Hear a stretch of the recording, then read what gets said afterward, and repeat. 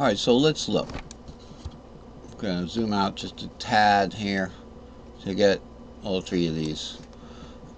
Now, I want you to understand, in the normal old-fashioned caged, we use the caged word all the time. Okay, so if I have a D-shaped C here, that's the last letter in caged.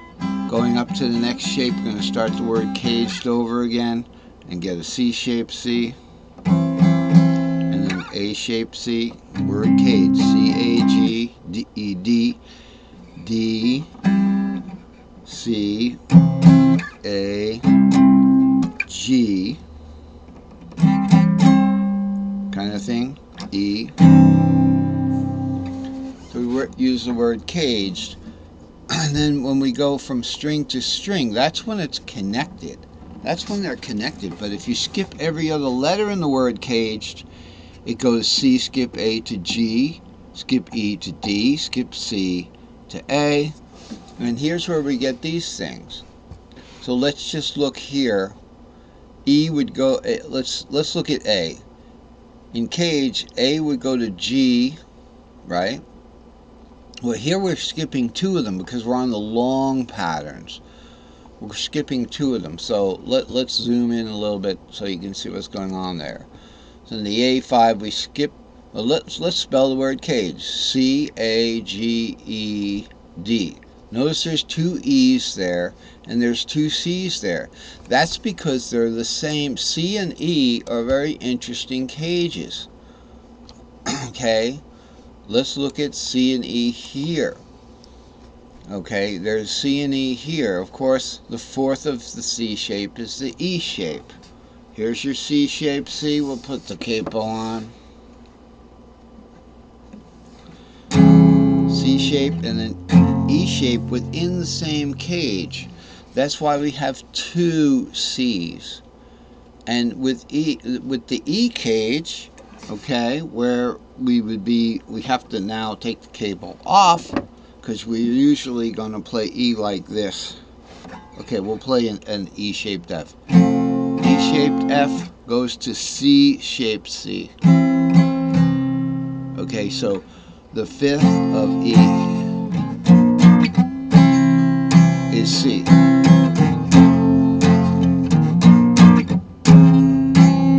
Okay, so it's E shape. Fourth of E shape is A shape. Fifth of E shape is C shape. So we had that relationship with the old style cage stuff. But now in the new cages, in the new long cages here, it does an interesting thing. Now everything is 4 scale tones apart. So we got 3, 4, 5, 6, 6, 7, root 2, 2, 3, 4, 5, 5, 6, 7, root 2, 3, 4, 4, 5, 6, 7, 7, root 2, 3. So everything's 4 scale tones apart, right? C, C, A, G, E, E, D. C, C, A, G, E, E, D. C, C, A, G, E, E, D. So instead of caged, it's C, C, A, G, E, D. It's CCAGEED, right? I found a neat way to look at this, and that is we can look at the other circle for it. It'll be easier because there's less info there. This is the going down circle.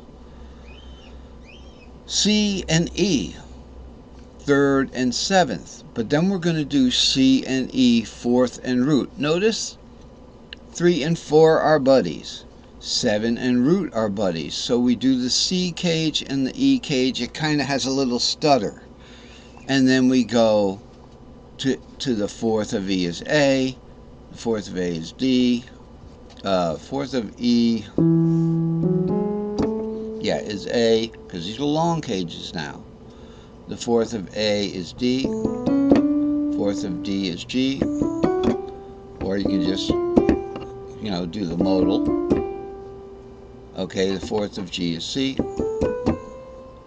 And then we go back to the caged word fourth of C is E. So it's fourth of C is E, and then we do the secondary, the buddy, kind of the shadow cage fourth of C is still E. Okay? And we go around in fourths again. So that's the long cages. Now this is the down shape. So this is the down going thing. Alright? Now I'm going to zoom out again so we can see things. So we start on, let's say, E root 3 right there. E root 3, A5, D2. Notice we're going around here. So you just practice how to play this. So let's say I'm going to start on the 3, so I'm going to find an E up here. Right up here. I have it right here.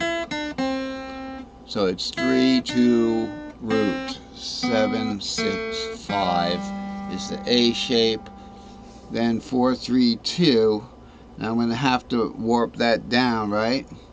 What do I got here? 4, 3. Uh-oh. 2 is down here. Can't play it.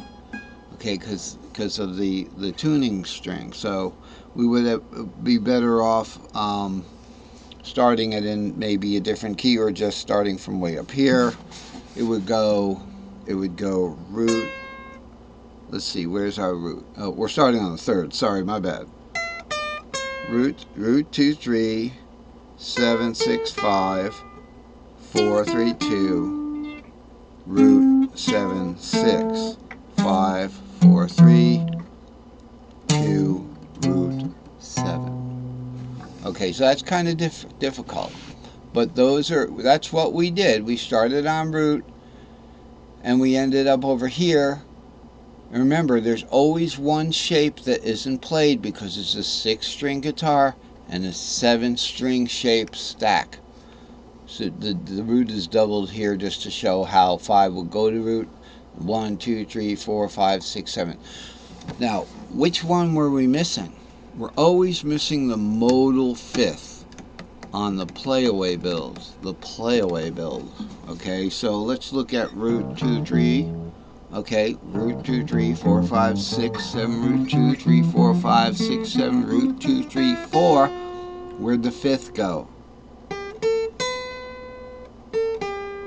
How do we find out where that is?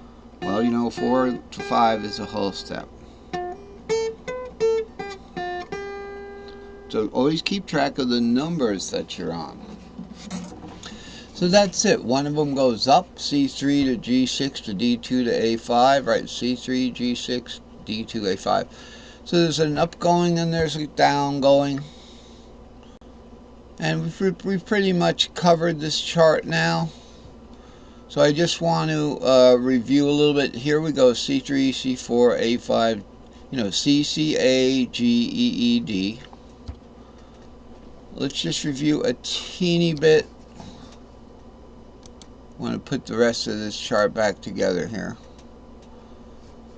These cages, okay, not only they're the PllayAways, root 2, 3, 4, 5, 6, 7, root 2, 3, 4, 5, 6, 7, root 2, 3, 4. PllayAways always go to the next cage up.